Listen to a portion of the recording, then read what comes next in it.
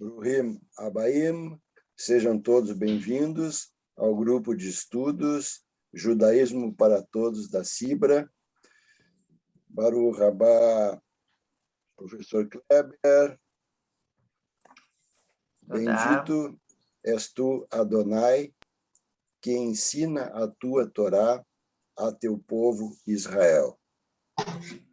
Bendito és tu, Adonai, nosso Deus, Rei do Universo, que nos escolheu dentre todos os povos, dando-nos a sua Torá. Amém. Amém. Pessoal, eu dedico este estudo de hoje em homenagem a uma pessoa muito especial, muito querida nossa. Parabéns, Rabino Gershon, pelos 25 anos de liderança na Cibra. Será amanhã o aniversário de 25 anos desde que o Rabino Gershon iniciou seus trabalhos na Cibra. Tá, pessoal? O encontro de hoje é sobre evolução e judaísmo. É o segundo dos dois encontros programados pelo professor, mestre, Moré, Kleber Marcolan. Iremos abordar o tema da origem da vida e a evolução das espécies sob a perspectiva judaica e sob a perspectiva biológica. Com a palavra, professor Kleber Marcolan. Tá, obrigado, Carlos. Boa noite para todos. Sejam muito bem-vindos e fico bem feliz que retornaram, né? A maioria retornou, significa que gostaram. E eu gosto sempre de fazer um pequeno feedback, né, do que nós falamos e vimos na aula passada. Eu tenho a mania de falar em aula, né, porque é o que eu faço todos os dias, né, no nosso encontro passado. E nós, então, tivemos por objetivo trazer um pouquinho do conhecimento biológico sobre a origem da vida, na verdade, a origem do universo, a origem da vida humana, né? Falamos um pouquinho sobre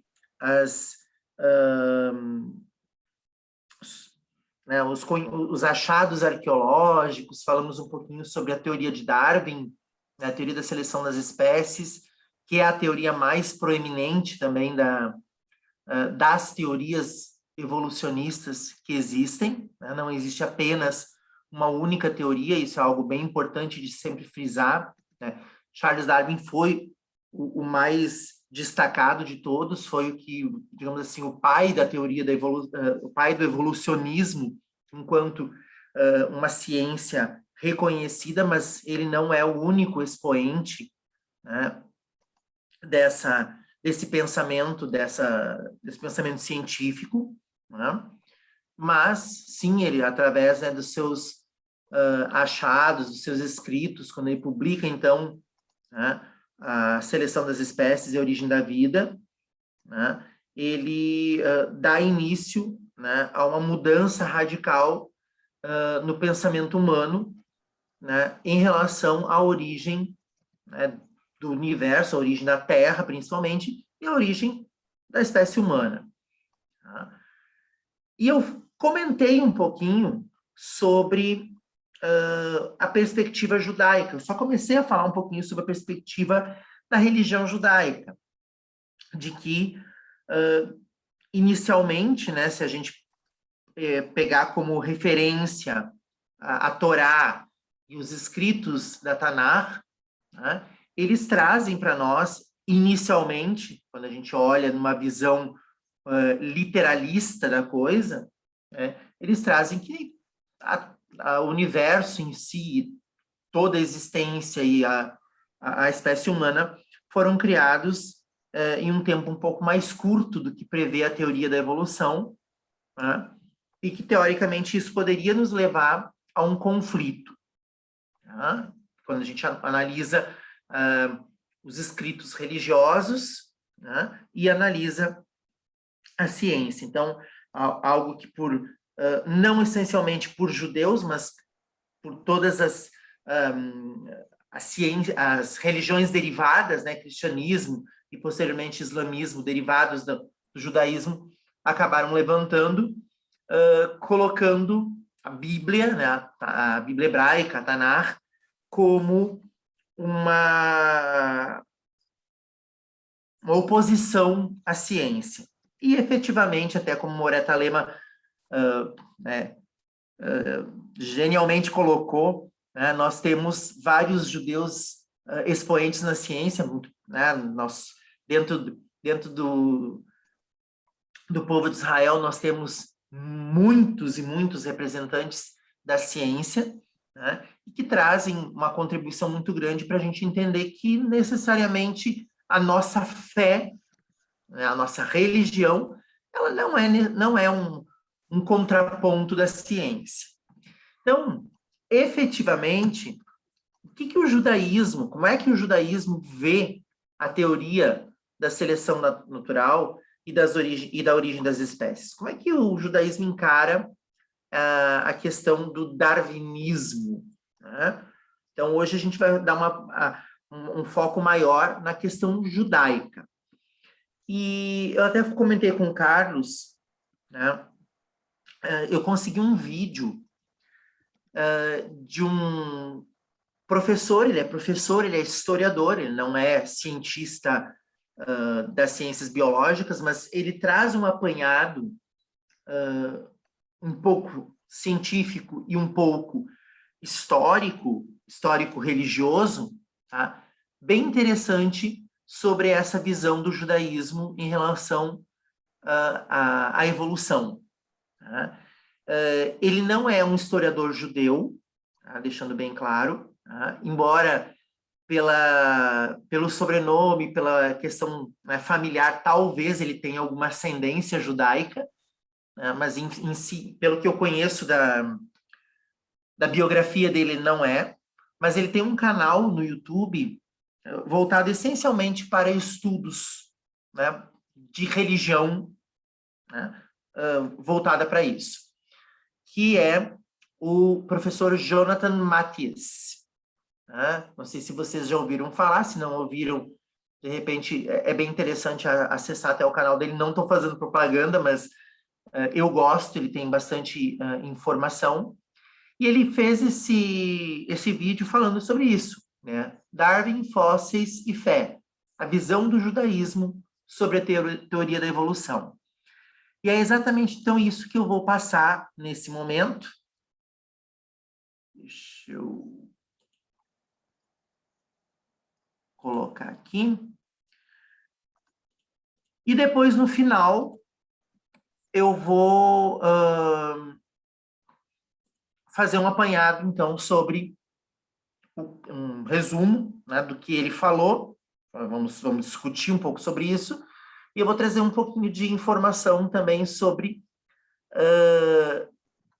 expoentes rabínicos, expoentes de comentaristas de Torá, de estudiosos, né? E a visão ortodoxa, conservadora e reformista, né, em relação à questão da evolução. Então, eu vou passar esse videozinho, eu não vou passar ele todo, tá? Ele é um pouquinho extenso, eu vou cortar no finalzinho que tem uma propaganda, mas ele vai falar bem para nós. Tá? Vamos ver se eu consigo, se todo mundo vai ouvir. Estão ouvindo? Não. Não. Não. Talvez eu tenha que liberar alguma coisa aqui. Vamos ver. Eu acho que tem que autorizar. Deixa eu ver o que eu tenho que fazer aqui. Espera um pouquinho que eu me acho aqui. Só um pouquinho. Coloca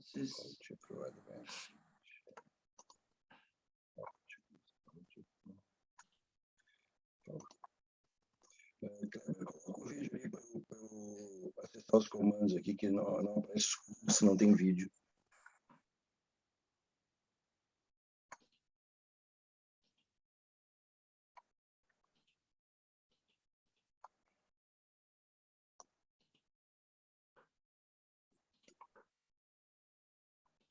Vamos ver de novo.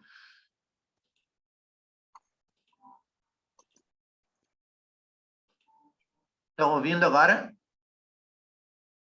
Ainda não. Agora deu. Sim? Sim. Vamos a mais um vídeo da série Conhecimento Judaico aqui do canal, em que no vídeo de hoje nós iremos compreender a respeito da visão religiosa judaica sobre a seleção natural das espécies, bem como da antiguidade da Terra e também do próprio desenvolvimento do universo. Segundo o que nós temos nas ciências modernas, os físicos apontam, se utilizando dos modernos métodos de datação, de que o universo apresenta 13 bilhões de anos de existência, desde o momento de sua expansão inicial com o Big Bang. O que aconteceu antes disto, ou se é que houve alguma coisa antes disso, nós simplesmente não sabemos. E ainda muitos teóricos e físicos apontam de que possivelmente nada poderia ter vindo antes do Big Bang, porque o próprio tempo não existia antes do Big Bang. Já o nosso planeta Terra, ele é um pouco mais jovem do que o universo, obviamente, e apresenta seus 4,56 bilhões de anos de existência. O planeta Terra, em sua formação inicial, ele era apenas uma bola de magma, e quando ele começou a se resfriar, é que nós temos então as primeiras evidências de micro-organismos. Então, que nós temos o surgimento da vida na Terra. A vida começou a se formar cada vez mais complexa com o passar dos milhares de anos. Houve muitas extinções em massa durante toda a história do planeta Terra, até que finalmente nós, como seres humanos, aparecêssemos então na história de nosso planeta Terra. A história humana na Terra, com isto, ela é um curto espaço de tempo.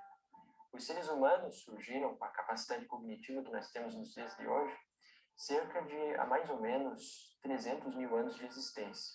Isto é o que se apontam os estudos mais recentes, mas é claro que essas datações ainda podem ser alteradas para mais tempo ainda, caso novas descobertas sejam evidenciadas e venham à tona para serem estudadas. Mas o que nós percebemos aqui, já de início, é que a história da Terra, do universo, e dos próprios seres humanos, nós que habitamos aqui nela, é algo muito antigo. E aqui é que cabe a seguinte pergunta que o judaísmo tenta, então, solucionar. Isto não entraria em um claro conflito com aquilo que nós temos de leitura em Gênesis, no capítulo 1º e 2º, a respeito de Deus criando o universo e a Terra em 6 dias? E a resposta judaica religiosa para essa pergunta é um absoluto não. Isso definitivamente não entra em conflito com nenhuma crença judaica desde o período antigo. Isso porque, para os judeus, a lei, ou aquilo que nós encontramos na Torá, mais especificamente ali relacionadas ao Pentateuco, os livros de Gênesis, Êxodo, Levítico, Números e Deuteronômio, eles nunca tiveram uma interpretação totalmente literal a respeito de tudo o que nós temos contidos ali. Existem muitas coisas que, para serem interpretadas, e muitas leis para ter uma correta interpretação, era necessário uma tradição que era transmitida de forma oral, que posteriormente foi chamada também de a lei oral, ou a Torá oral, justamente porque essa transmissão não se dava em sua forma escrita. E era essa lei oral, ou a Torá oral, que nos dava subsídios, ou as bases para uma interpretação correta a respeito do que se encontrava na lei escrita, isso é, na Torá, um rolo que nós temos então, o Pentateuco. Essa lei oral, nos dias de hoje, ela também se encontra em sua forma escrita. Isto porque, segundo a história judaica, após a Galut judaica, isso é, o êxodo, a dispersão dos judeus de sua terra em Israel-Palestina, mais especificamente após a revolta ainda de Bar Kokhba, que ocorreu depois da destruição do Segundo Templo, entre os anos de 132 e 135, em que os judeus foram até mesmo proibidos de habitarem na sua região de origem, os judeus, com medo de perder a sua tradição, eles passaram gradualmente a escrever aquilo que era antes transmitido de forma oral. Então, primeiro de tudo foi escrito a Mishnah, depois deu-se origem a Gemara, que formou, então, aquilo que nós temos no Talmud, e sobre esse Talmud mais primitivo, nós ainda temos o acréscimo de muitos comentaristas posteriores, como, por exemplo, Rashi, que faz parte de uma das colunas principais do Talmud, entre muitos outros comentaristas que chegaram em sua forma posterior.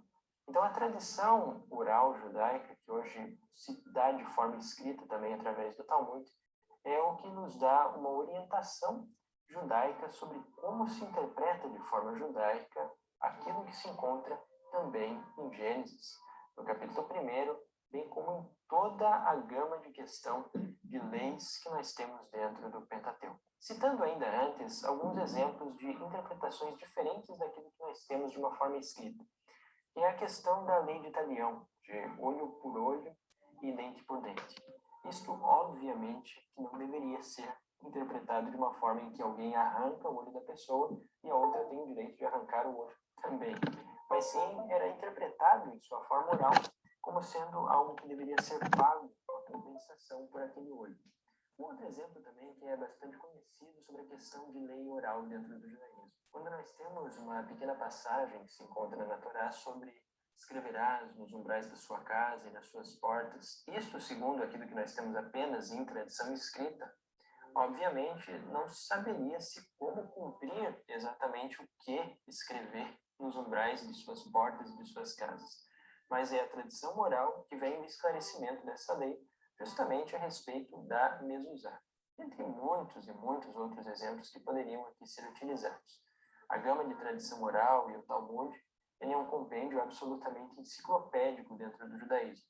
E a riqueza de interpretações sobre lei, sobre moral e ética dentro do judaísmo não pode ser reduzida apenas àquilo que nós temos na Bíblia hebraica ou na Torá escrita. E com isto se torna também algo bastante diverso as várias formas de se interpretar a respeito da criação que nós encontramos em Gênesis. E uma das evidências que os rabinos tradicionais levaram em conta para não se dar uma interpretação literal sobre Gênesis é justamente aquilo que se encontra no Salmo 90, em verso 4, em que nos apresenta a ideia de que para Deus 1000 anos equivalem a um dia. Então, até mesmo alguns rabinos pensaram que poderia ser, então, um período de 6 ou 7 mil anos em que se deu a criação. Mas, obviamente, que muitos interpretaram de que Deus é um conceito de que simplesmente não está limitado pelo tempo. Tanto que o próprio Rambam Maimônides elaborou a ideia de que um dos princípios da fé judaica seria de que Deus não estaria limitado pelo tempo. Mas, além dessa passagem também que nós encontramos no Salmo 94, nós podemos utilizar aqui várias outras evidências de rabinos no período medieval que não interpretavam de forma alguma literalmente aquilo que nós encontramos justamente em Gênesis, no capítulo 1, 2, entre várias outras passagens deste interessante e importante livro da tradição judaica. E um primeiro pensador medieval, que podemos citar aqui uma pequena escrita dele, é Abraham ibn Ezra, que nasceu um pouco antes de Rambam Maimônides, que nós já estudamos aqui também no canal em vídeos anteriores da série Sábios Rabínicos. Mas vamos ver então o que, durante o período da Idade Média, Abraham ibn Ezra escreve sobre algumas partes do livro de Gênesis. Vejamos o que ele diz. Se houver algo na Torá que contradiz a razão, então, aqui, devemos procurar a solução numa interpretação figurativa. A narrativa da árvore do conhecimento do bem e do mal, por exemplo, só pode ser entendida no sentido figurativo. Então, aqui com Abraham ibn Ezra, nós já vemos que os conceitos da árvore do bem e do mal, também conceitos relacionados à árvore da vida, a serpente que existia também no Jardim do Éden, isso tudo não deve ser entendido em seu sentido histórico, como se isso fosse um fato na história, mas sim em seu sentido figurativo, em que significando então que nós temos um ensinamento, na verdade, religioso por detrás desses relatos. E vejamos também o que um outro erudito, que daí já é bem conhecido dos que acompanham aqui o canal há mais tempo, que é Maimônides Rambam, nos fala também sobre esses primeiros capítulos de Gênesis. Então vamos ler um pequeno trecho do que ele diz, justamente na introdução de sua obra Um Guia para os Perplexos, sobre esses primeiros capítulos de Gênesis. Por um lado, a questão da criação é muito importante. Por outro, nossa capacidade de entender tais conceitos é muito limitada. Foi descrito em metáforas, para que as massas pudessem entender a criação de acordo com a sua capacidade mental, enquanto os cultos entenderiam de uma maneira diferente. Com isto, nós observamos, nessa pequena citação de Maimônides, que escreveu também no período medieval em seu Guia para os Perplexos, sobre algo interessante do porquê ele considerava de que os primeiros capítulos, justamente ali de Gênesis, foram escritos utilizando-se de metáforas. Isso justamente porque facilitava para que as massas que não tinham conhecimento aprofundado sobre isso compreendessem essa questão de uma forma simplificada, mas que, ao mesmo tempo, aqueles que se dedicam aos estudos das escrituras deveriam se compreender de uma forma mais profunda aquilo que nós temos ali. E também aqui nós não precisamos apenas parar nesses dois autores. Existem vários outros, como, por exemplo, Gaon de Vilna, assim como existiram também outros como cabalistas medievais que especularam a respeito da criação. E algo muito interessante é que durante o século XIII e o século XIV existiram muitos cabalistas que, se utilizando de várias datações com relação a anos sabáticos e interpretando o livro de Gênesis em seus primeiros capítulos, chegaram à conclusão e escreveram de que, segundo o cálculo deles, o universo deveria conter 15,2 bilhões de anos de existência. E ainda mais interessante é que, segundo a Kabbalah judaica, que muitas pessoas acabam confundindo como feitiçaria judaica, mas na verdade é uma série de aprofundamentos dentro da leitura judaica, dentro da tradição, muito interessantes também de serem estudados. Então, não é só feitiçaria e mágica que nós temos ali, muito pelo contrário disso, é uma filosofia bastante complexa. Só um comentáriozinho, exatamente por não ter essa vivência judaica, por não ser, né, da comunidade em si, ele traz esse conceito um pouco distorcido do que é a Kabbalah. Mas muitos cabalistas também apresentaram de que o mundo foi construído e reconstruído ou destruído várias vezes antes. Isso é um conceito muito interessante, porque quando começou a surgir à tona para o público de forma geral, justamente as ideias que Charles Darwin descreveu no século XIX, muitos rabinos ficaram bastante felizes com esses conceitos de Darwin, porque justamente para esses rabinos era uma evidência mais de que os cabalistas estavam certos, de que realmente existiram muitos mundos anteriores e que a Terra era, na verdade, muito mais antiga do que 6.000 anos de idade. Então, muitos rabinos ficaram felizes ainda com Charles Darwin. Nós encontramos ainda documentos do século XIX com sermões explorando a respeito do que os rabinos pensavam, muitos deles, durante essa época. Então, com isso, nós compreendemos de que, para os judeus, uma perspectiva tradicional, muitos judeus, sejam eles de pensamento reformista, conservador ou ortodoxo, eles não têm uma compreensão literal a respeito do livro de Gênesis, bem como uma compreensão literal sobre boa parte da Torá, aquilo que nós encontramos não apenas na Bíblia hebraica, no Pentateuco, mas também nos vários outros escritos que também nós temos na Bíblia hebraica. Muitos deles não são interpretados de uma forma literal, como se isso fosse um acontecimento histórico num determinado tempo. Mas muitos deles apontam de que são muitas histórias alegóricas para trazer um ensinamento religioso mais profundo para o ser humano e que serve também para o ser humano nos dias de hoje. E é claro que este é um conhecimento e um estudo também que é bastante infindável. Existem vários rabinos apontando diferentes ideias, diferentes teorias, diferentes filosofias sobre a questão da criação do mundo e também do conhecimento secular das ciências naturais que nós temos nos dias de hoje. E aqui eu trouxe duas obras interessantes para, se porventura alguns de vocês que assistem quiserem se aprofundar, que é a primeira delas, Torá Umadá, Judaísmo e Conhecimento Secular, que explora justamente o mundo da tradição judaica junto ao conhecimento secular e como que o pensamento judaico se dá com relação aos conhecimentos científicos e como que, por vezes, isso simplesmente não entra em contradição. E que muito mais isso é, por vezes, um mito de conflito entre fé e razão dentro do judaísmo. E um outro livro também que eu trouxe, que é um livro que eu li já faz vários anos, que é de Nosson Lifkin, que nos Estados Unidos ele até mesmo é chamado de o Rabbi Zoo, ou o Rabino do Jardim Zoológico. Ele gosta bastante de animais e faz estudos de biologia. Então, ele escreveu esse livro justamente apresentando a perspectiva dele, daquilo que ele fez de leitura tradicional dentro do judaísmo. Ambos esses livros foram escritos por rabinos ortodoxos dentro do judaísmo e apresentam diferentes perspectivas e pontos de vista sobre a tradição, a seleção natural das espécies, o desenvolvimento da vida. Esse é Ciência da Torá, também um livro bem interessante para os que quiserem se aprofundar. Mas é claro que aqui cabe salientar de que, apesar de que a grande maioria dos estudiosos e rabinos não tem uma interpretação literal da Torá, e não tem absolutamente problema algum com as ciências naturais e a evolução ou a seleção natural das espécies, existem também rabinos que, obviamente, como acontece em qualquer outra religião também, são absolutamente contrários à evolução ou à seleção natural das espécies. Esses rabinos, que normalmente são contrários às ciências modernas, bem como aquilo que as ciências exploram, são aqueles de comunidades chamadas ultra-ortodoxas, ou ainda Haredi, como é o nome mais correto de nós pronunciarmos.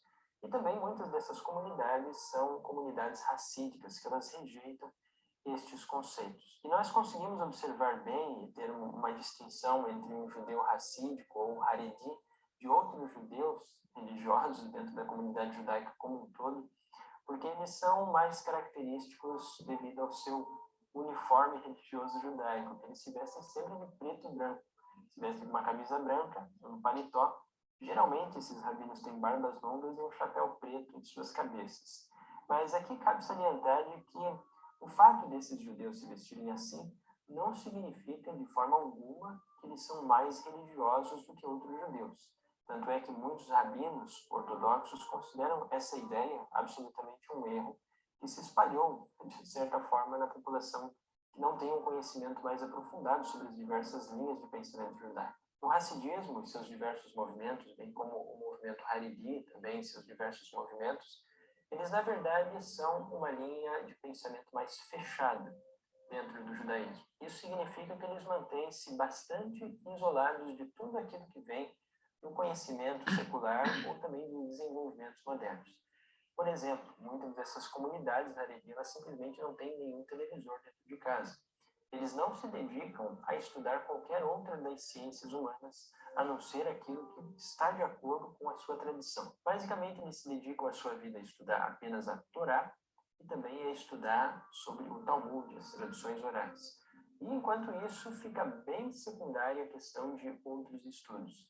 Então, aqui o que nós podemos compreender, que é uma hipótese de que esses movimentos, muitos deles mais fechados dentro do hassidismo e também da ultra-ortodoxia, o movimento Haredi, eles não rejeitam a seleção natural das espécies, a evolução ou as ciências naturais de forma geral, tanto por conta de eles terem uma interpretação fundamentalista ou literalista da Bíblia hebraica, mas sim eles rejeitam mais por conta de um desconhecimento sobre os métodos da ciência moderna, porque de fato eles não têm acesso a essas ciências e nenhuma dessas investigações. Também aqui cabe acrescentar, como nota de rodapé, que apesar de muitas pessoas pensarem que esses movimentos são movimentos verdadeiramente religiosos dentro do judaísmo, eles são movimentos bastante recentes na história do povo judeu. O hassidismo, bem como esses movimentos ultra-ortodoxos, eles começaram a surgir a partir do desenvolvimento do iluminismo judaico. Então, nós estamos ali por volta do século XVII e do século XVIII.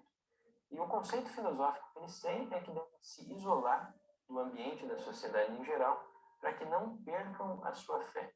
Então, eles são movimentos mais do tipo isolacionistas, que consideram que conversar com aquilo que seja uma ideia que não pertence à fé deles os levaria a uma espécie de heresia. Por conta disso que eles se mantêm fechados. Mas em nada significa que eles sejam mais religiosos do que outros judeus que mantêm uma sintonia com tudo aquilo que é conhecimento secular e com tudo aquilo que se encontra na tradição judaica. E até mesmo muitos rabinos dentro da ortodoxia, não essa ortodoxia fechada, mas a ortodoxia moderna de forma geral, considera até mesmo que esses movimentos mais fechados dentro do judaísmo sejam um anacronismo dentro da história do povo judeu. Porque, ao entrar-se em contato com esses movimentos, a impressão que se dá é que nós estamos no pensamento do século XVII. E, de fato, isso muitas vezes é o que parece para alguém que não está acostumado com esses movimentos. Então, aqui também cabe salientar que esse livro que eu recomendei para vocês, de Nós Somos Lifkin, por muitos desses rabinos ultra-ortodoxos, foi-se vedado a leitura de seus alunos desse livro aqui. E foi considerado que esse livro era uma completa heresia dentro desses movimentos. E até mesmo Nós Somos Lifkin, esse rabino ortodoxo, ele foi alvo de muitas polêmicas entre os rabinos, principalmente nos Estados Unidos, em que ele estava então. Tendo então compreendido que o judaísmo, de uma forma geral, apenas com exceção de movimentos ultra-ortodoxos e muitos movimentos racídicos, aceita sem problema algum a seleção natural das espécies, nós observamos aqui que também muitos movimentos, isso é interessante como nota, nos Estados Unidos foram absolutamente contrários ao desenvolvimento ou à implementação daquelas teorias de design inteligente nas escolas públicas. Como aconteceu já e ainda continua acontecendo aqui no Brasil, que por vezes a bancada evangélica mais fundamentalista que nós temos em Brasília lança certas leis com relação a colocar o ensino de design inteligente nas escolas públicas. E os rabinos são absolutamente contrários a esse tipo de ideia, porque isto seria uma doutrinação dos alunos, que de fato, na verdade, o que eles querem é colocar suas próprias crenças para serem ensinadas pelas crianças nas escolas. E ainda por cima em aulas de ciências naturais, o que, de fato, é algo que não faz parte de forma alguma. E muitos rabinos fizeram certas mobilizações justamente nos Estados Unidos, muitas comunidades ortodoxas, conservadoras e reformistas, porque isso até mesmo feria a Constituição.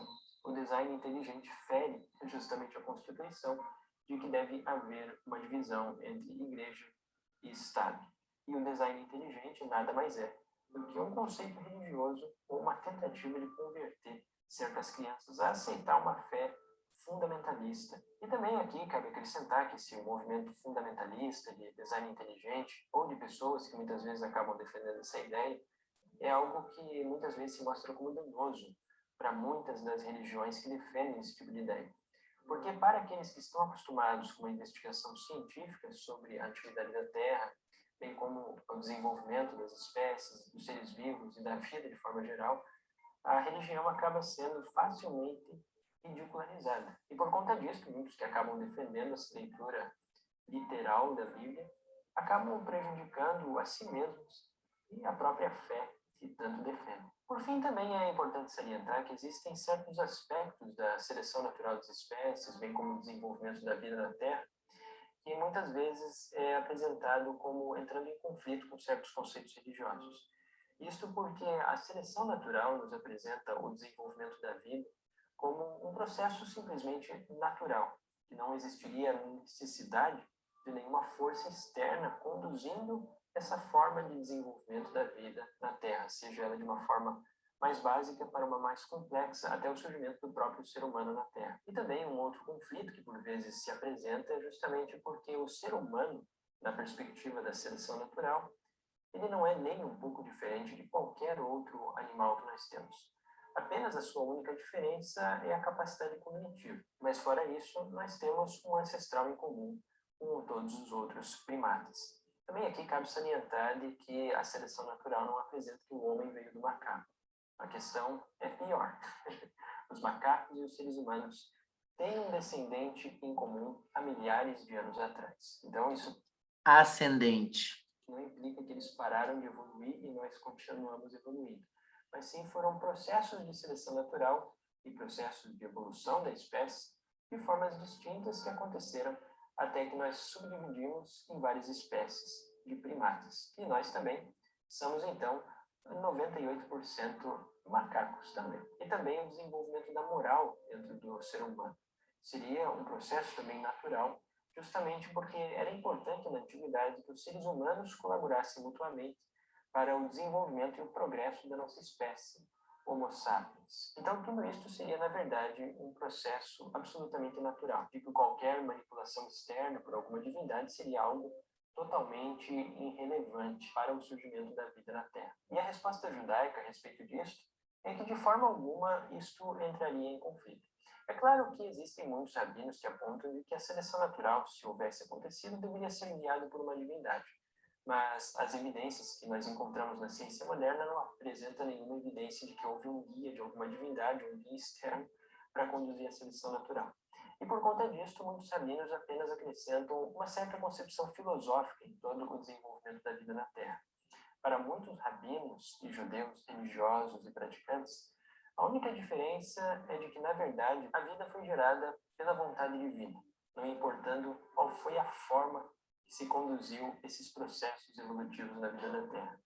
E pelo fato de ser da vontade de Deus que a vida existe, independente da forma que ela foi criada, isso implicaria também que a vida do ser humano, bem como a vida de todos os animais, deveria ter um propósito. E é aqui que se encaixa também algo bem interessante, que é o conceito mais aceito dentro do judaísmo sobre muitas das bênçãos que também são feitas. Por exemplo, aqui no vídeo anterior eu apresentei um dos produtos da lojinha do professor, que é a caneca judaica com bênção, que é justamente a bênção Shehakot que muitos judeus utilizam antes dos alimentos. E que provavelmente até mesmo Jesus de Nazaré utilizava, que nos diz em hebraico, Baruch atah Adonai, Eloheinu melech haolam, Shehakot mi'abed varo. Bendito sejas tu, eterno, nosso Deus, Rei do Universo, que tudo criaste pela sua palavra. É uma das traduções possíveis. Então, quando os judeus fazem essa bênção, eles não estão expressando uma crença de que Deus criou literalmente em 6 dias o mundo, como se fosse algo do tipo Shazam, e tudo aparecesse do nada. O que, na verdade, esses judeus estão expressando quando fazem essa bênção é a sua crença de que a origem do universo, o desenvolvimento da vida e nós, como seres humanos, existimos pela vontade divina, independente de como aconteceu essa existência. E, além disso, a bênção Shehakot, também em conjunto com muitas outras bênçãos, ela é utilizada justamente para tentar criar uma conexão entre aquilo que nós temos no mundo atual com a divindade. São formas de manter o pensamento de Deus em forma constante durante a vida do ser humano. E é por isso que essa é a forma também mais correta de se interpretar a bênção Shehakot. Com isso, então, compreendemos um pouco mais a respeito do pensamento judaico em sua forma geral, sobre a questão das ciências naturais e, mais especificamente, a seleção natural das espécies. E também é importante compreender de que um dos princípios judaicos é que, através do conhecimento, as pessoas também se aproximam da própria divindade. E isso também nos apresenta um conceito bem interessante de que os judeus religiosos, em sua forma geral, eles não têm medo algum de examinar qualquer coisa que seja dentro das ciências naturais. E que quanto maior é o conhecimento que se tem desses aspectos das ciências naturais, mais se tem uma compreensão correta a respeito do próprio Deus de Israel. É assim que é o conceito judaico a respeito dessas questões tão interessantes. Por fim, como eu comentei com vocês a respeito da bênção Shehakot, já aproveito. Bom, agora ele vai fazer uma propaganda dos produtos que patrocinam a página dele, né, o canal dele no YouTube. Eu achei interessante esse vídeo, uma vez que ele traz uma perspectiva, né, claro, vista por um historiador, mas trazendo subsídios, né, de uma visão dentro do judaísmo, e uma visão, algo que eu aprendi, que eu costumo sempre repassar, que é uma visão plural, né? Vocês viram que mesmo não havendo uma contradição, não havendo um impacto, né, de oposição do judaísmo em relação à ciência, existem diversas formas de se interpretar, de se expor, né, esse pensamento judaico. Mas o que eu acho bem mais relevante em relação a essa colocação, né, desse professor, né, é exatamente nos situar de que, para o judeu, né, o judeu realmente religioso, o judeu realmente conhecedor da sua história, da sua herança cultural, é aquele judeu que pesquisa, é aquele judeu que busca o conhecimento, e isso não o atrapalha, né, da sua prática religiosa, da sua prática do dia a dia e do seu entendimento, né, do eterno, né, de que, como ele falou, na visão judaica, Deus é o Criador. Agora, como ele fez essa criação? Bom, isso pode ter acontecido, né, literalmente, como pode não ter acontecido literalmente, como está escrito na Torá. A forma da escrita foi para que, na época em que foi escrito, na época em que foi repassado, era uma forma entendível por aquelas pessoas que ali viviam. Né? Então, algo que eu acho bem importante é dizer que o judaísmo, enquanto, né, toda a sua historicidade, ele não tem nenhum problema com a teoria da evolução. Ele nunca teve nenhum problema com a teoria da evolução. E isso é muito impactante para quem vem de fora, né, para a comunidade em geral, porque se você fala com qualquer outro representante de outra religião, mesmo uma religião monoteísta, né, existe esse conflito. Eu sei porque eu passei por esse conflito, né? Quando eu comecei a estudar biologia, me formei biólogo, estudei o darwinismo, estudei evolução, fui fazer meu doutorado e tive esse impacto de, tá, e agora? Como é que eu encaro né, esse dualismo? Deus criou ou surgiu? Bom, né, como ele falou, no início houve o Big Bang, mas sim, mas e antes do Big Bang? Não existia o tempo. Sim, mas na nossa concepção, Deus é atemporal. Né? Então, por que não Deus criou o Big Bang? E a partir do Big Bang surgiu a vida, surgiu a evolução, e estamos aqui hoje. Né? Então, é algo bem, bem interessante de colocar essa visão. E eu coloquei aqui, então, dando sequência à minha apresentação, e daí eu quero só terminar de apresentar aqui, depois eu abro para a gente discutir, conversar, expor as nossas dúvidas e ideias em si. Né? Como eu tinha dito na aula, no encontro passado, né, de acordo com os rabinos clássicos, né, com a visão mais clássica do judaísmo, a maioria dos rabinos afirma que Deus criou o mundo em 6 dias, de acordo com Gênesis, com Bereshit, que a criação teria ocorrido há cerca de 6.000 anos, no dia específico de Rosh Hashanah, e essa cronologia ela foi baseada, então, no Midrash Seder Olam, escrito por Tana Yosef Ben Alafta, que é o corretor do Word, comeu o N, tá? É Ben. Alguns rabinos também acreditam que o mundo é mais antigo e que a vida, como conhecemos, nem sempre existiu. Tá? E eles se baseavam, então, em várias passagens do Talmud, do Midrash, né, da Kabbalah, enfim. E como ele coloca, né, só para a gente, já que está sendo gravado, né, para deixar bem ilustrado, né, vários rabinos ao longo da história, rabinos medievais, por exemplo, como Maimônides, diz que o Gênesis não poderia ser interpretado literalmente, e que se a ciência e a Torá estavam desalinhadas, era porque a ciência não foi compreendida ou a Torá foi mal interpretada. É incrível que esse pensamento surja, né, em plena Idade Média. Né? Nachmanides também afirmava que o relato de Bereshit, na verdade, se referia simbolicamente a conceitos espirituais e não a conceitos físicos. Muitos cabalistas, né, como também Rabi Baia Ben Asher, né, ele concluiu que havia muitos sistemas de tempo ocorrendo no universo muito antes do período da história com o qual o homem estava familiarizado. E com base na Kabbalah, ele calculava que a Terra tem bilhões de anos. O Abraham Ibn Ezra, que ele colocou, né, diz que se aparece algo na Torá que contradiz a razão, então deve-se buscar a solução numa interpretação figurativa, né, como exemplo clássico, né, da árvore do conhecimento do bem e do mal, da árvore da vida, enfim. Outros cabalistas, como o rabino Isaac Ben Samuel, sustentava que o universo tem cerca de aproximadamente 15 bilhões de anos, como ele também coloca no vídeo.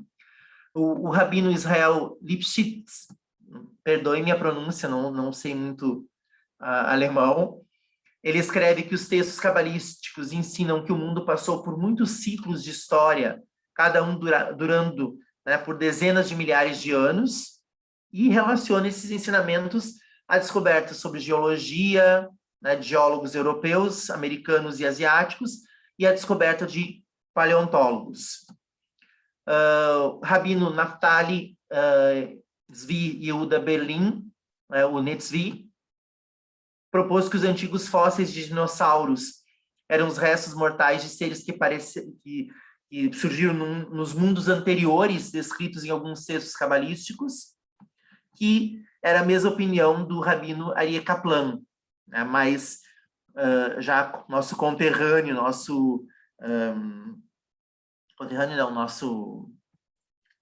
nossa época. Visões ortodoxas do final de 1800, né? O rabino Samson Raphael Hirsch, né, escreveu que, embora não endossasse a ideia de descendência comum, ou seja, de um ancestral comum, né, mesmo que se a ciência algumas vezes provasse a factualidade da evolução, isso não representaria uma ameaça às crenças do judaísmo ortodoxo. Ele postulou essa crença, em vez disso, a evolução poderia... Ele postulou que, se essa crença, em vez disso, a evolução poderia fazer com que alguém fosse mais reverente a Deus ao compreender suas maravilhas. Né? Então, que, na verdade, a evolução é uma prova, né, do quão Deus é poderoso, do quão Deus é soberano. E visões ortodoxas modernas, né, que criaram, ele não cita no vídeo, né, mas existe um termo chamado de evolução teísta, ou que diz o quê? Que sim, existe evolução, sim, porque Deus quer. Diferente, né, essa evolução teísta, ela é totalmente diferente de um outro termo que ele coloca no vídeo e que existe hoje ainda, né, nos Estados Unidos ainda existe essa discussão, no Brasil também, né, não trazendo a política para dentro do nosso encontro, né, mas ainda existem pessoas, né, políticos que querem colocar o criacionismo e o estudo do designer inteligente, né, como uma ciência tão comparável quanto a biologia, né? Esses rabinos ortodoxos, eles não acreditam no design inteligente, eles acreditam na evolução teísta. Né? Existe evolução, tal qual Darwin, né, e todos os estudiosos colocaram, porém, tudo isso é porque Deus quis. Né? Diferente de que existe um ser criador que está ali controlando tudo. Não. Deus quis e é assim que está acontecendo. Então, no caso, Rabino Sholom Mordechai Svedrom e o Rabino Natan Slifkin, que ele colocou, né, Nosson Slifkin, o Rabino do Zoológico, né, que, por sinal, os escritos dele, né, apesar de ele ser um rabino ortodoxo, e os escritos dele não foram aceitos pela ortodoxia, pela ultra-ortodoxia. Né. Outros expoentes, né, ortodoxos que também acreditam nessa evolução teísta, como o físico Gerald Schroeder, que escreveu o livro Gênesis e o Big Bang, a descoberta da harmonia entre ciência moderna e a Bíblia. Eu procurei achar a capa desse livro, se tinha em português, já eu não achei. Existia em inglês, mas em português eu não achei para trazer. Então, é esse senhor aqui. E outros físicos, né, que também escreveram sobre esse tópico. Então, citei alguns deles e aqui estão as fotos de todos eles. Inclusive, esse, se não me engano, aqui é o Hermann Branover, ortodoxo do Rabat. Bom, e a visão do judaísmo conservador e judaísmo reformista? Então, dos meados do início do século, dos anos 1900, a maioria do judaísmo conservador e judaísmo reformista passou a aceitar a existência da evolução como um fato científico, interpretam Gênesis e os ensinamentos judaicos relacionados à luz desse fato, e abraça a ciência como uma forma de aprender sobre a criação de Deus, e como o judaísmo ortodoxo e reformista descobriu que a teoria da evolução é um desafio para a teologia judaica tradicional. O movimento conservador ainda não desenvolveu uma resposta oficial ao assunto, porém, acreditam, assim como os ortodoxos modernos, numa evolução teísta. Né?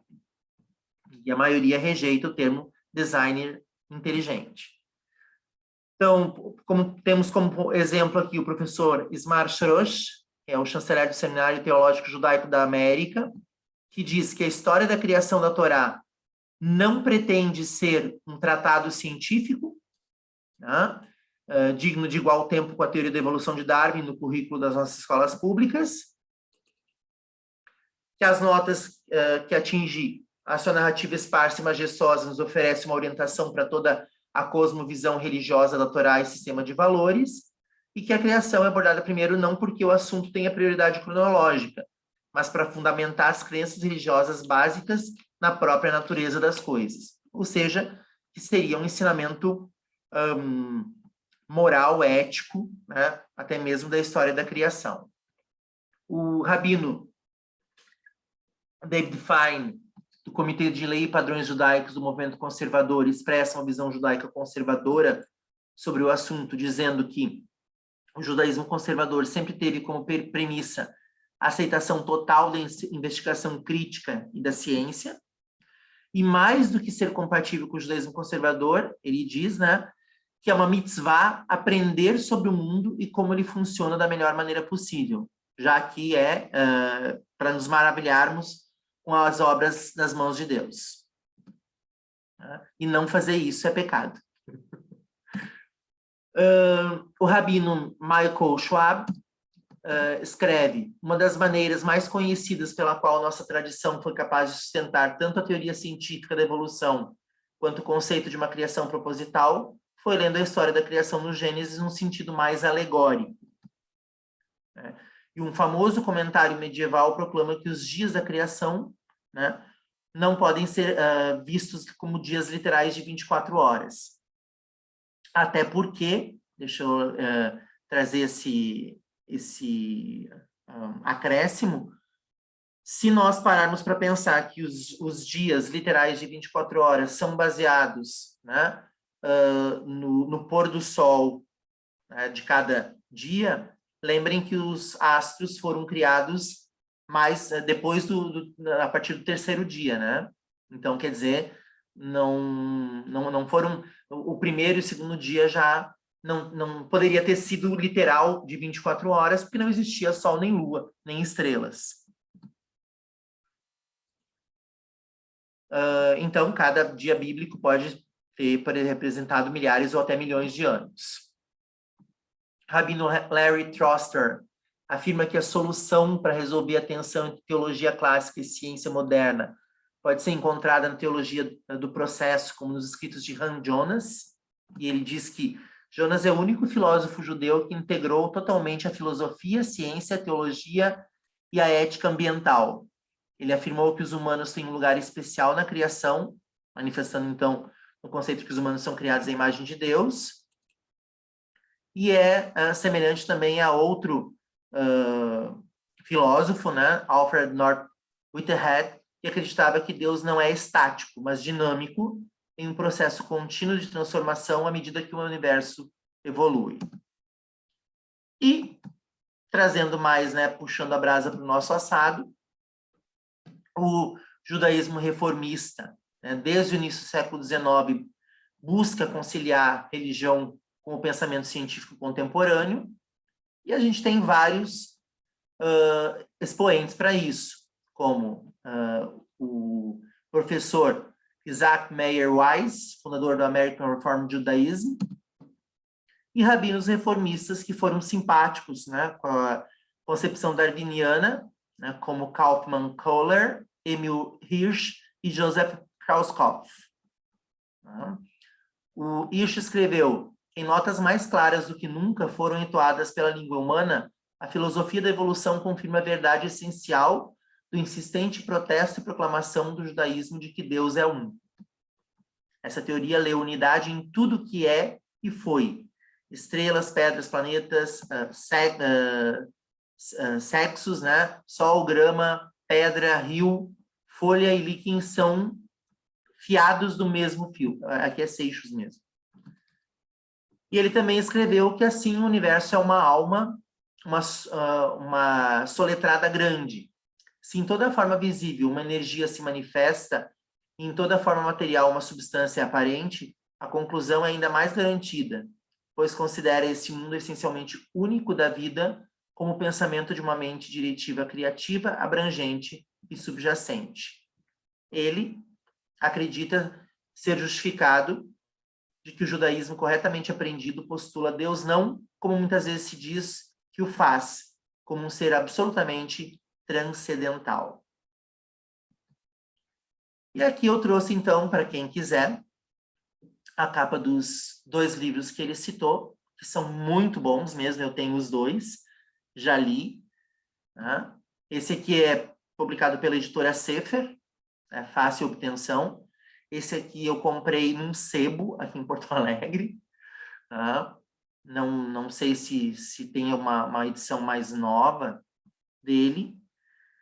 Enfim, judaísmo e evolução não são opositores. Judaísmo e evolução convergem para um conhecimento mais transcendental de Deus. E, obviamente, de todo o processo criativo e evolutivo. Seria isso. Agora eu abro para colocações, perguntas. Bom, Kleber, primeiro queria te dar os parabéns pelo assunto, foi muito bem colocado. Foi a melhor aula que eu já assisti sobre esse assunto, de longe, né?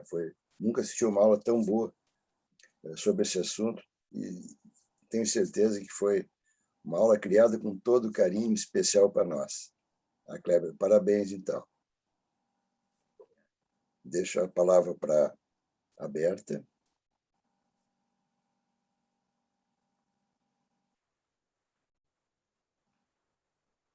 Alguém tem alguma colocação?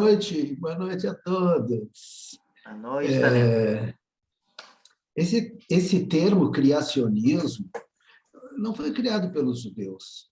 Esse termo criacionismo ele é de origem protestante e muito comum nos Estados Unidos e na Europa para explicar como a ortodoxia protestante ou católica via a criação do mundo. Mas não foi um termo criado pela nossa tradição. E essa discussão toda sobre criacionismo versus evolucionismo, na realidade, ela não nos atinge muito, porque esse termo aí, ele foi, como eu disse antes, ele não foi criado pela nossa tradição, foi criado por as tradições, como tu disseste, né, Cléber? As tradições que vieram do judaísmo, como o cristianismo, como o islamismo. Então, na realidade, os judeus sempre tiveram essa percepção poética da Bíblia, né?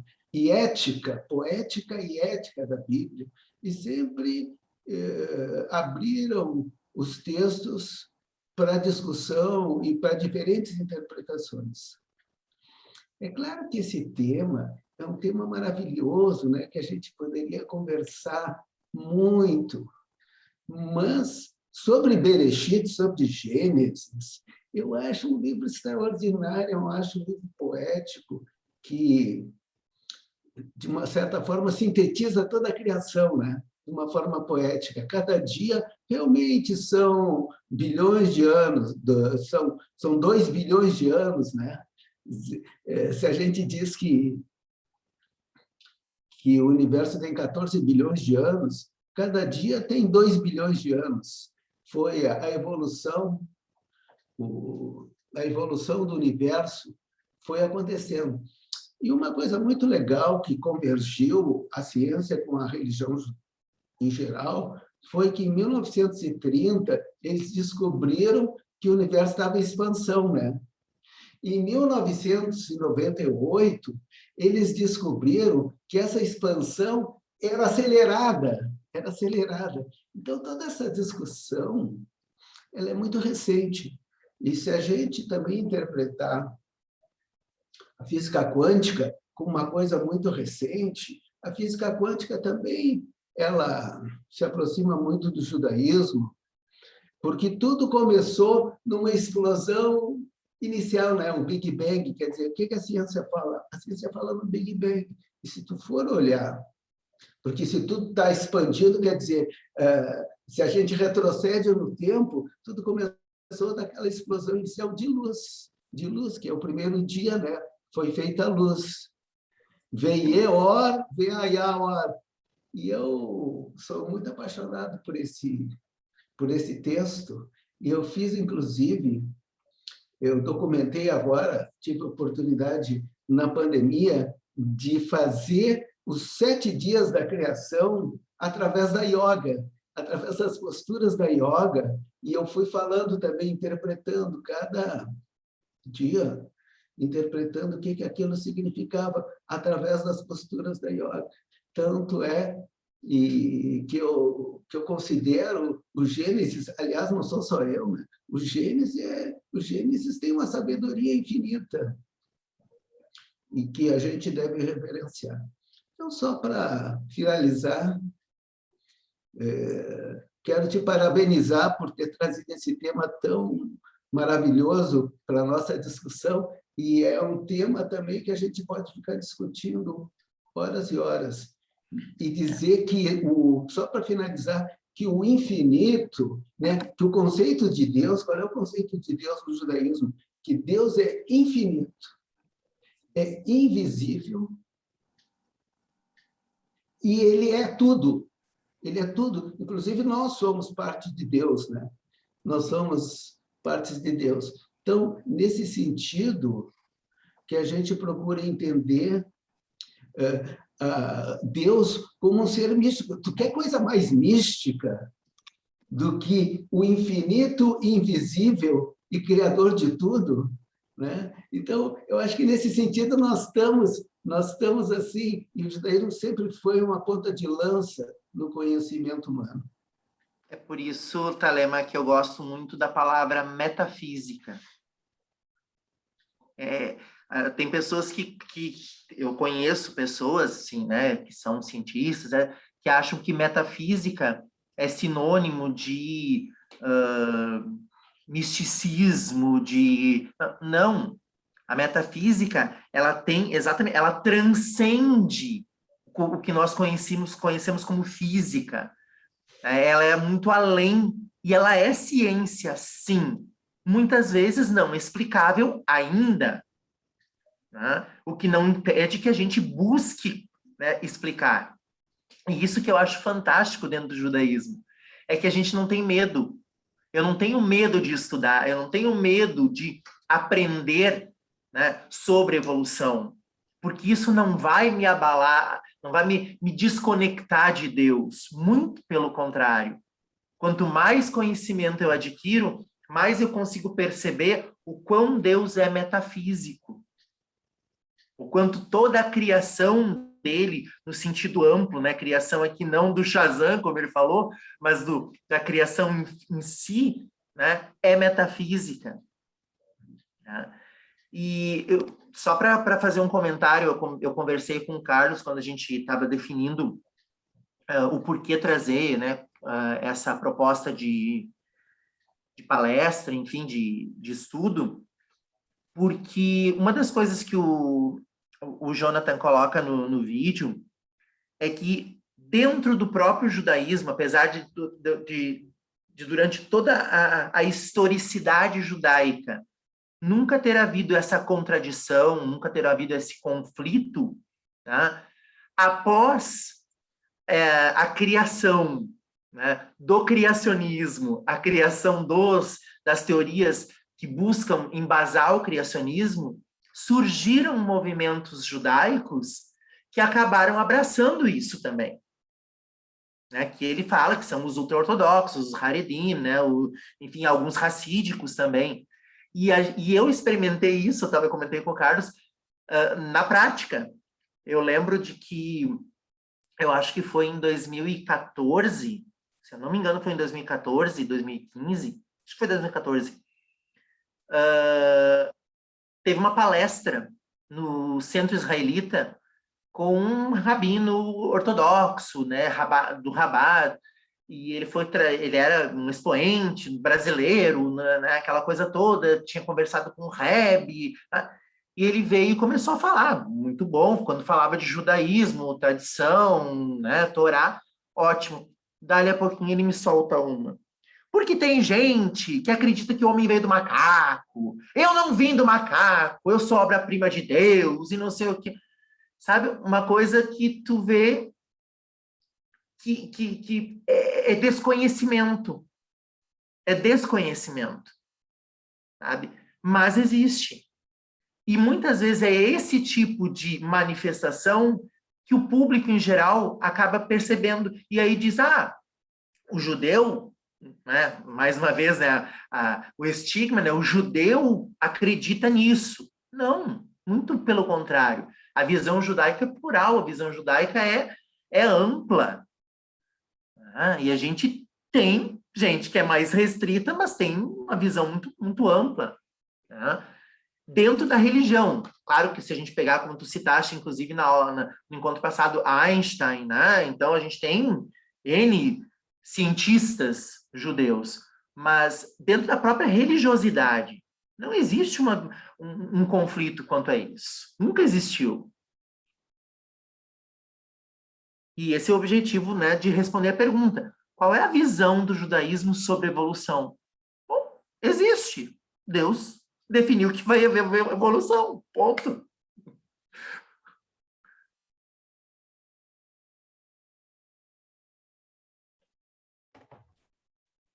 Sabe, professor Taleman, essa ideia do judaísmo que o senhor disse é algo muito excelente. Eu fico muito maravilhado quando eu ouço isso, porque Stephen Hawking, não é? Ele disse que o universo está em expansão. Essa expansão, ela tende ao infinito. Todas as partículas, elas estão se distanciando. E quando elas vão se distanciar, elas vão tender ao infinito, até um momento que elas vão estar tão distantes uma da outra que não vai haver mais interação gravitacional entre elas e tudo para. Só que tinha outro. Isso aconteceu devido ao Big Bang, segundo a teoria, né, do Big Bang. O universo está em expansão, essas partículas estão se distanciando porque estão tendendo ao infinito, né? E um dia elas vão parar, já que para ele o universo ele é finito. Só que aí eu estava vendo outro rabino, ele me esclareceu algo. Ele disse mesmo assim: Deus, na sua infinita grandiosidade, ele criou os céus e a terra, ele, a partir do Big Bang, ele permitiu que isso acontecesse, não é? Mas como foi que isso aconteceu? Aí ele estava explicando uma ideia, que é uma teoria judaica, que com essa explosão, Deus, para permitir que isso acontecesse, porque lá no Bereshit diz, e haja luz, não é? E houve luz. Aí ele diz, no princípio Deus criou os céus e a terra, mas para acontecer isso, Deus precisou concentrar energia, a luz. E essa luz vinha de onde? Vinha de Deus. Deus concentrou toda a sua energia para criar o Big Bang. Mas só que quando ele criou tudo isso, Deus também, para criar a terra e criar o homem, de alguma maneira, o homem ele precisaria, toda a criação que existe precisaria se comunicar com Deus. Então, como foi que ele fez isso? Ele, então, criou uma dimensão, que é a dimensão tangível. Aí existe uma dimensão, aí segundo o Rabino, existe uma dimensão tangível e existe uma dimensão espiritual no qual o homem, ele é a única maneira do homem se comunicar com Deus, porque Deus ele é ilimitado e ele não está limitado ao nosso espaço e ao nosso tempo, já que ele criou esse espaço-tempo que nós conhecemos. E isso é muito maravilhado, é assim, é algo muito fantástico, porque até nisso, se houve de fato essa evolução toda dos céus e da terra e de tudo que existe, até nisso o Criador ele teve esse cuidado de permitir um meio no qual o ser humano ele pudesse ter acesso a ele, já que ele não está limitado à nossa dimensão de tempo. E é por isso, por nós estarmos limitados a expressão de espaço-tempo, que nós não conseguimos compreender a grandeza dele, a grandeza de toda a criação. E é por isso que nós não conseguimos ter a dimensão do que foi que de fato aconteceu em sua plenitude ali no Bereshit. Sabe, eu fiquei muito maravilhado com essa ideia do rabino judeu. Eu gostei bastante. Parabéns, viu?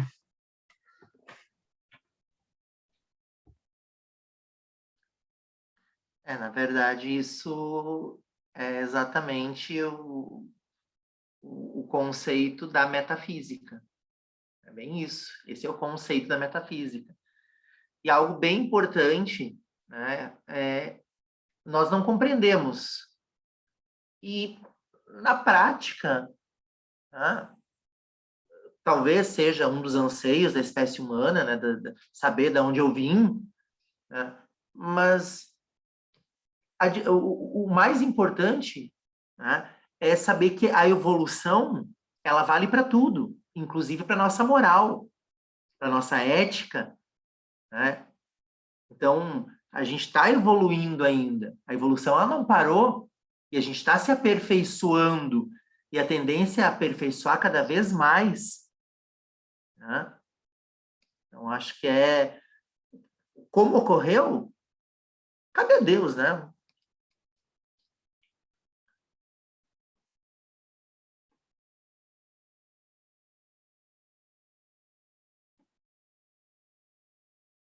Pessoal,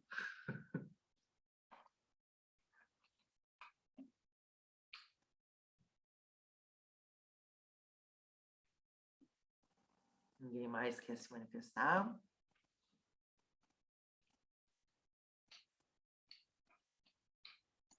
Vou fazer uma pergunta para ti, então, já que ninguém vai falar, né?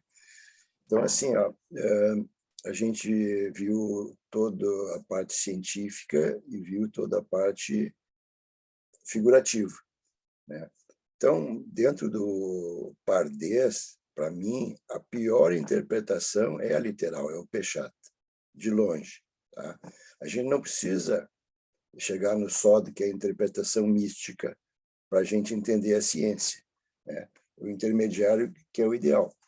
Então, eu acredito assim, o Bereshit, a gente não consegue, quer fazer uma interpretação literal do Bereshit, olha só, uma interpretação literal do Bereshit, para mim, é impossível, porque o que a gente pode...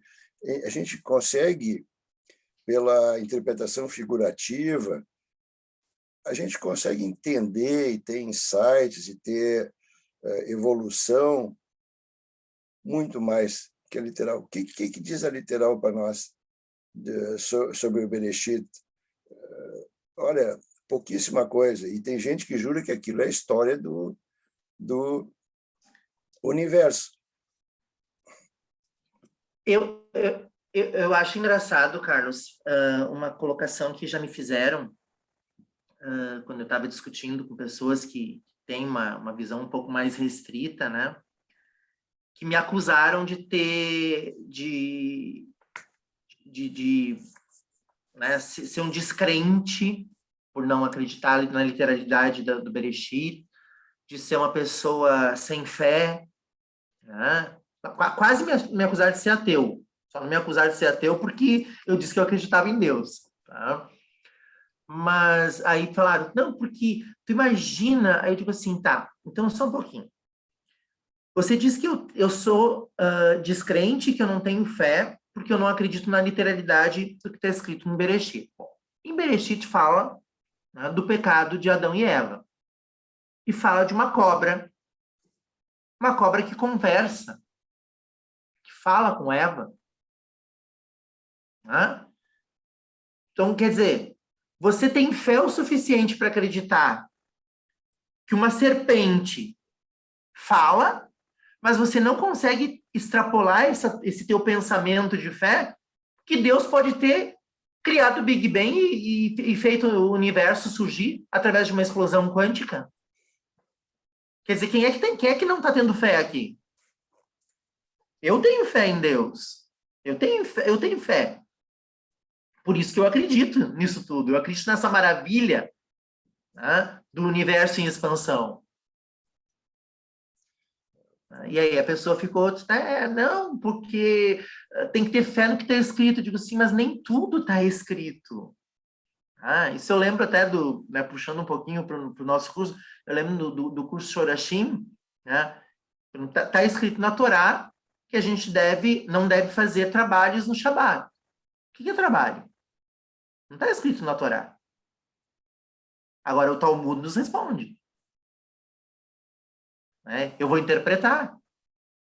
Então eu tenho que interpretar. Eu não posso ter uma visão literal, porque muita coisa não está lá escrita, literalmente. Ou está fora, ou às vezes está escrita porque existia uma explicação.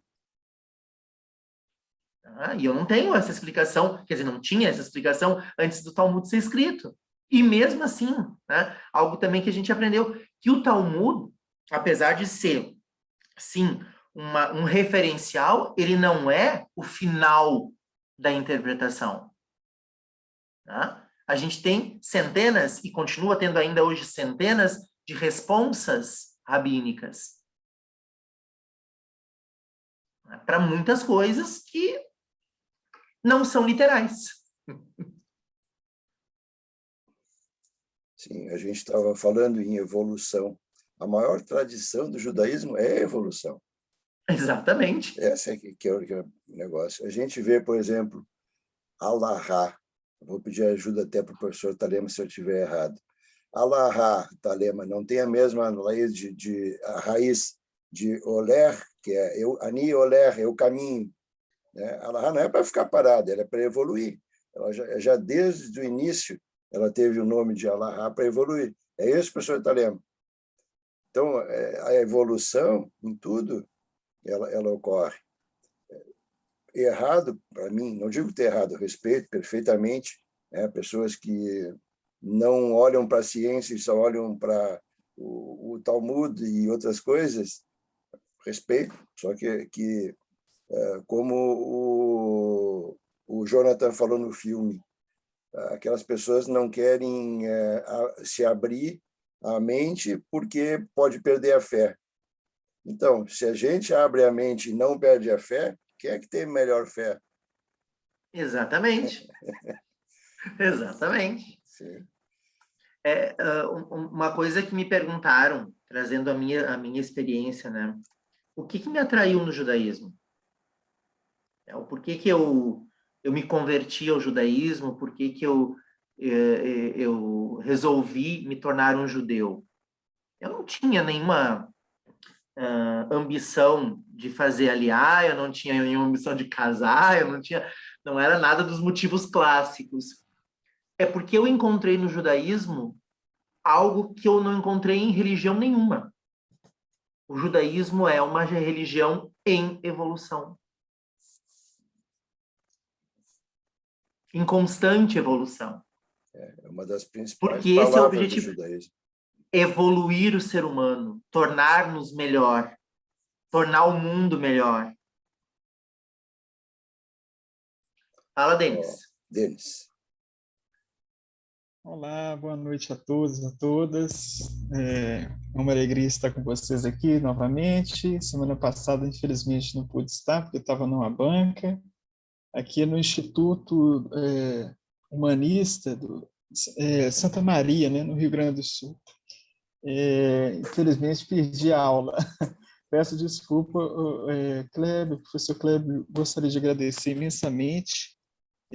Faço das minhas palavras a do Carlos, eu vejo que a aula é preparada com muito carinho, uma aula muito rica também, que nos convida a refletir. E eu brinco com um amigo que ele fala o seguinte: Denis, essa questão da criação, do criacionismo, da teoria, né, quântica, a ciência, a fé se embate. Eu falei, olha, a pessoa tem que ter muito mais fé para pensar que não tem o ser criador, que regulou tudo isso, sabe? Ele tem que ter muito mais fé nisso, de pensar que tudo foi uma questão do acaso, do caos que gerou isso, do que ter a fé que é um criador no comando disso tudo. Porque a gente sabe, né, a questão da própria atmosfera, do Sol, tudo isso, se tirar isso do eixo, se o Sol esquenta demais, mata todo mundo. Se ele perde o calor, todo mundo morre. Né? A gravidade, enfim, tudo isso, se a gente for olhar aqui a questão da ciência, se não tivesse essa harmonia que a gente tem, o mundo entraria num colapso, num caos tão grande. Então, é aquela questão, né? A pessoa tem que ter muito mais fé para acreditar que o mundo foi esse caos, né? Foi criado do caos sem ter aí o Criador, sem ter o Eterno que idealizou isso tudo, que começou com isso, né? Com a vida, com a beleza, com cada florzinha, com cada coisa que a gente vê de maravilha no mundo. É muito mais difícil. Eu brinco, olha, tem que ter muito mais fé para acreditar que não existe o Eterno do que acreditar nisso. E eu acho que essa questão do judaísmo, eu vejo assim, essa abertura da mente judaica, por isso aí puxando um pouco de sardinha, né, para o judaísmo progressista, para o judaísmo reformista, justamente essa ideia da dialética entre a tradição. Né? Eu aprendi isso inicialmente com Erich Fromm, né? Quando a gente vai falar do Halahá, né, da lei judaica, justamente uma das questões que ele coloca é isso, é o caminho. Né? E como que um caminho não é estático, o caminho já fala, é movimento. Então, aquele que fica estacionado no tempo, né, e não traz a luz da teoria para um aspecto contemporâneo, né, ele fica engessado. E eu penso assim, ao mesmo tempo, no eterno. Né? O eterno em constante mudança. Né?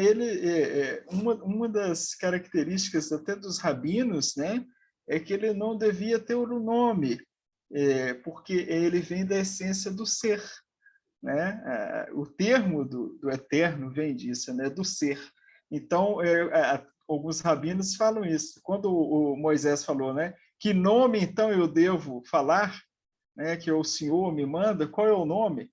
Então, eu sou o inominável, porque eu não sou uma coisa, eu não sou algo estagnado, eu sempre estou sendo. Né? É isso. Obrigado, gratidão a Cibra, obrigado, Carlos, obrigado, professor Kleber. Obrigado, Denis. Pessoal, então, a gente já está se encaminhando para o final e eu vou fazer o anúncio, então, dos nossos... Carlos, eu só queria destacar como é bonita a participação do Denis e a participação do Rodrigo e é claro, né, a participação do Kleber, como essas pessoas são maravilhosas, como eles vieram para o judaísmo e se apaixonaram pelo judaísmo e transmitem isso para nós. E, infelizmente, muito poucos judeus têm essa vibração tão positiva em relação ao judaísmo como é manifestado aqui nesse grupo. Eu quero parabenizá-los por ter essa percepção maravilhosa do judaísmo, porque o judaísmo realmente ele é maravilhoso. Se tu vai fundo no judaísmo, ele te dá uma percepção do mundo tão magnífica, porque o judaísmo é principalmente um diálogo com Deus, né? E principalmente uma identificação com Deus, com o Criador, e assumir essa responsabilidade, essa mitzvah e essa ética de ser um povo santo, um povo sagrado. Que bom que a gente está conseguindo entender isso nesse grupo que está recém começando. Obrigado, Moreta Lema. Então, é isso, pessoal. A gente quer manter uma linha progressista dentro dos nossos estudos, e as próximas 2 aulas aí é comigo. Eu vou falar sobre ciência também, né? Só que é outra ciência, é a história, né? O título é Quem Escreveu a Bíblia? Não pense que eu vou responder isso, porque eu não vou responder, tá? Não tem, mas a gente vai falar sobre muitas investigações. Para quem tem curiosidade de conhecer o mundo, vai ser uma excelente oportunidade, um estudo histórico científico do Tanar, a própria história histórica, né, do judaísmo, do ponto de vista dos últimos séculos de estudo. Tá? Então, a gente vai ter essa oportunidade no dia 18 e dia 25. Tá? Eu vou começar com a metodologia científica, como que os historiadores estudam o Tanar, e, obviamente, eu vou concluir no segundo dia sobre Bereshit. Nós vamos aí falar de Bereshit Aleph e Bereshit Bet. Já ouviram falar nisso? Tá? Então, a gente vai aí falar sobre esse tema, que é muitíssimo interessante. E eu vou deixar também... Só um pouquinho, deixa eu descompartilhar aqui. Só um pouquinho, deixa eu ver o que eu fiz. Aqui, está aí. Então, pessoal, também fica um convite muito especial, que eu aceitei o convite do Rabino Gershon, que vai estar ausente, sábado de manhã, às 10 horas, 14 de agosto. A Parashá Shavua ficou para mim também. Tá? Então, eu vou falar sobre a Parashá Shoftim, certo? E isso é um pouco diferente. A dinâmica ela é pelo Facebook da Cibra, ela é completamente aberta e não exige nenhuma inscrição prévia. É só acessar ali, facebook.com/sinagoga Cibra, e vai procurar ali no live que vai aparecer. Pessoal, desejo que o estudo de hoje tenha feito diferença na vida de cada um de nós. Que a luz espiritual gerada nesse encontro preencha as nossas vidas e dos nossos queridos.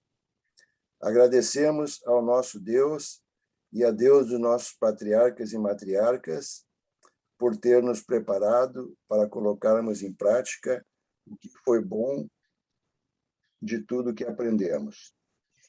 Agradecemos também dado tantas bênçãos pelas nossas ações. Amém. Pessoal, Amém. Obrigado por todo. Obrigado, professor Kleber. Até quarta-feira.